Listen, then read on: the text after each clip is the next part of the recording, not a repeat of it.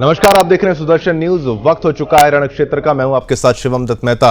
अपने आज के मुद्दे की शुरुआत करेंगे, लेकिन उससे पहले सबसे बड़ी खबर आज की ब्रेकिंग न्यूज के माध्यम से कुछ ही पलों पे आपकी टीवी स्क्रीन पर लीजिए। आ गई बड़ी खबर। छत्तीसगढ़ के मुख्यमंत्री ने की बड़ी घोषणा की है। छत्तीसगढ़ के मुख्यमंत्री ने विष्णुदेव साय ने बड़ी घोषणा यहां पर करी है। आपको ये जानकारी हम दे दें, 12 मार्च को प्रदान की जाएगी। जी हां, बड़ी खबर आज की। छत्तीसगढ़ के मुख्यमंत्री की बड़ी घोषणा। विष्णुदेव साय ने यह बड़ी घोषणा की है और आपको बता दें 12 मार्च को प्रदान की जाएगी किसानों को धनराशि। तो छत्तीसगढ़ की तरफ से ये 12 मार्च को किसानों को धनराशि प्रदान की जाएगी। धन के 13,000 करोड़ रुपए की बात सामने यहां पर आ रही है। तो बड़ी खबर छत्तीसगढ़ के लिहाज से, छत्तीसगढ़ के सीएम ने, मुख्यमंत्री ने ये बड़ी घोषणा की है किसानों के लिए। एक अच्छी खबर के तौर पर आप यहां पर इसको देख सकते हैं। पथलगांव में लिंक कोर्ट प्रारंभ करने की घोषणा यहां पर की गई है। फरसाबहार में सांस्कृतिक मंडप हेतु 10 लाख की घोषणा यहां पर की गई है। शिव मंदिर से कासा टोली हेतु 12 लाख रुपए की घोषणा भी यहां पर की गई है। छत्तीसगढ़ की बड़ी खबर, मुख्यमंत्री के द्वारा ये घोषणाएं की गई हैं।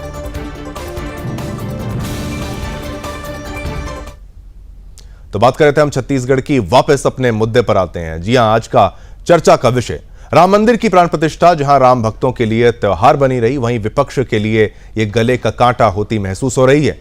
विपक्ष ने प्राण प्रतिष्ठा समारोह से दूरी बनाई रखी, जिसके चलते जनता ही नहीं, विपक्ष की पार्टियों के अहम नेताओं में भी बागीपन सामने आ गया। नेताओं ने श्री राम पर राजनीति का हवाला देते हुए विपक्ष की पार्टियों का ही बहिष्कार करना शुरू कर दिया है। सवाल उठते हैं कि क्या राम मंदिर की प्राण प्रतिष्ठा कार्यक्रम से दूरी बनाकर विपक्ष ने बड़ी गलती कर दी है? ये हम नहीं कह रहे हैं, बल्कि विपक्ष में जारी उठापटक और नेताओं के हो रहे मोहभंग के चलते सवाल उठ रहा है।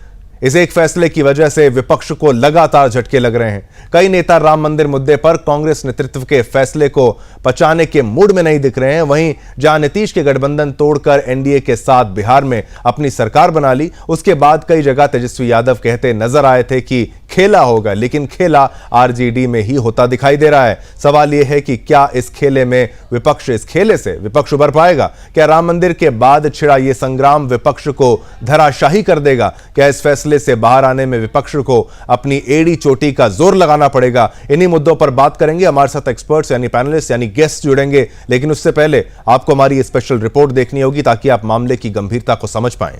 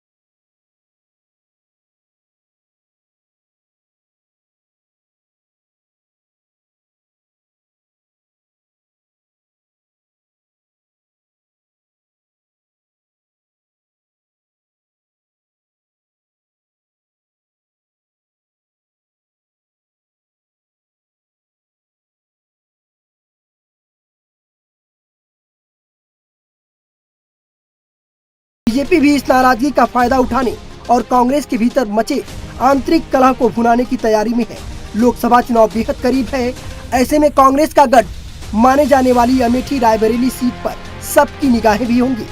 दोनों ही सीटों के चुनाव गांधी परिवार और कांग्रेस पार्टी के लिए बेहद महत्वपूर्ण है। ऐसा इसलिए क्योंकि अभी पार्टी एक चुनौतीपूर्ण फेज से गुजर रही है। हिमाचल प्रदेश में देखे गए राजनीतिक उथल पुथल का असर कांग्रेस पार्टी के गढ़ अमेठी और रायबरेली में भी देखने को मिल सकता है।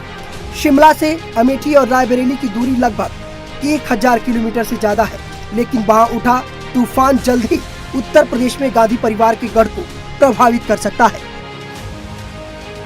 Bureau report, Sudarshan news.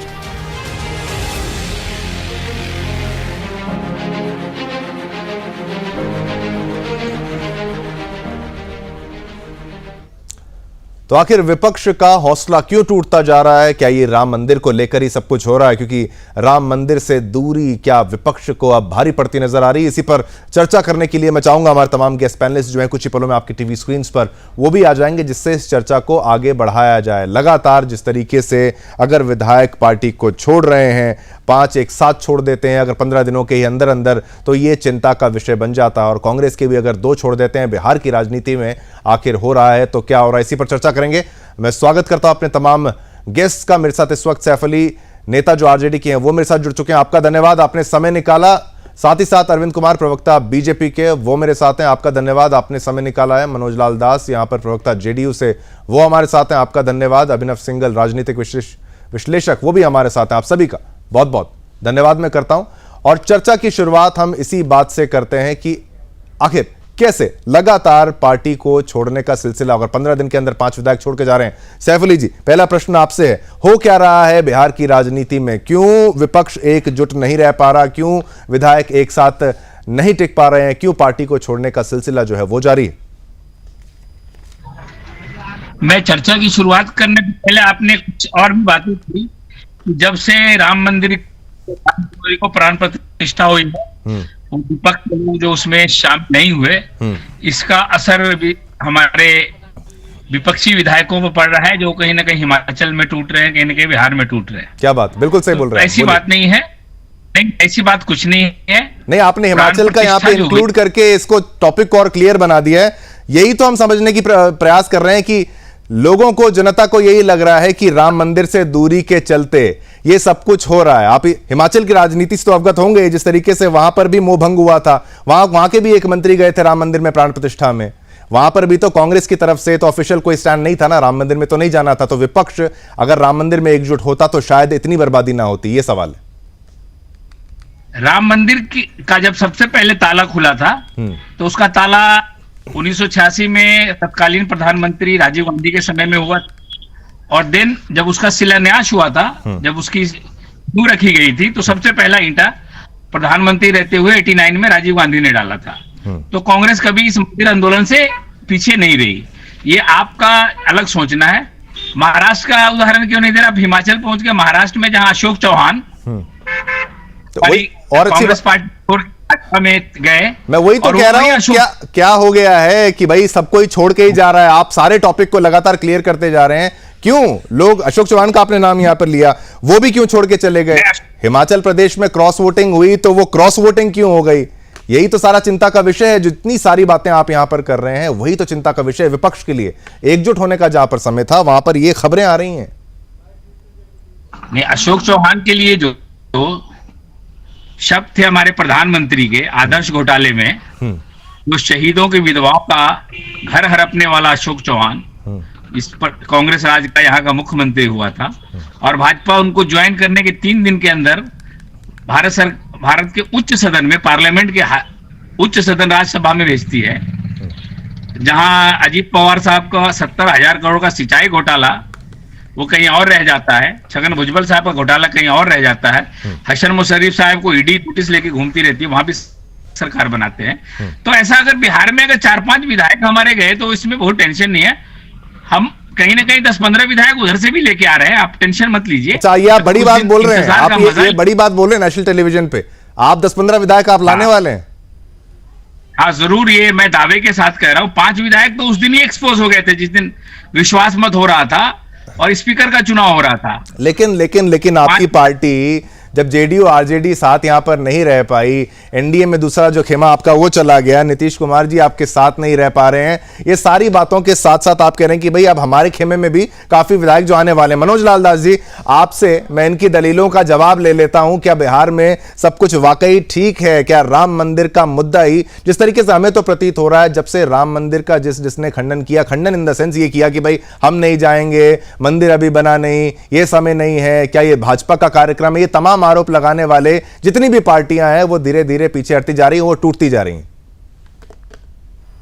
देखिए शिवम जी, सबसे बड़ी बात यह है कि हम लोगों को ईश्वर ने एक चमड़ा का मुंह दिया है तो कुछ भी हम लोग बोल लेते हैं। हम कभी नहीं बोले थे कि हम खेला करेंगे। जो व्यक्ति बोल रहे थे खेला करेंगे, वो अपना खेला कर रहे हैं। तो कौन आदमी उनके पास जा रहा है, नहीं जा रहा है?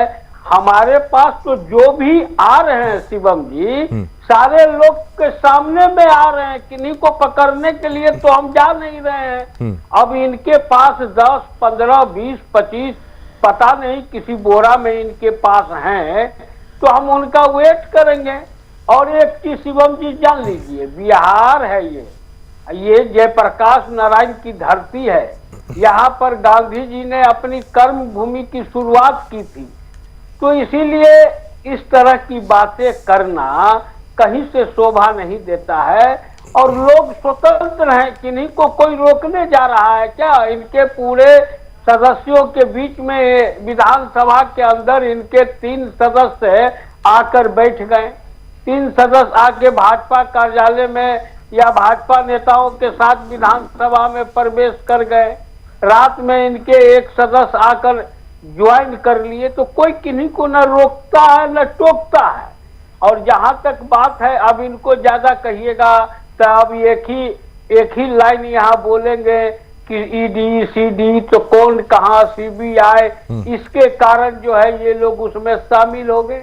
इतिहास गवाह है, 17 महीने तक हम अलग रहे थे। हमारे यहाँ आज तक तो सीबीआई और ईडी नहीं पहुंची थी, इसीलिए हम इस पर कुछ नहीं कर सकते हैं। बोलने के लिए बोलना बड़ी बात है।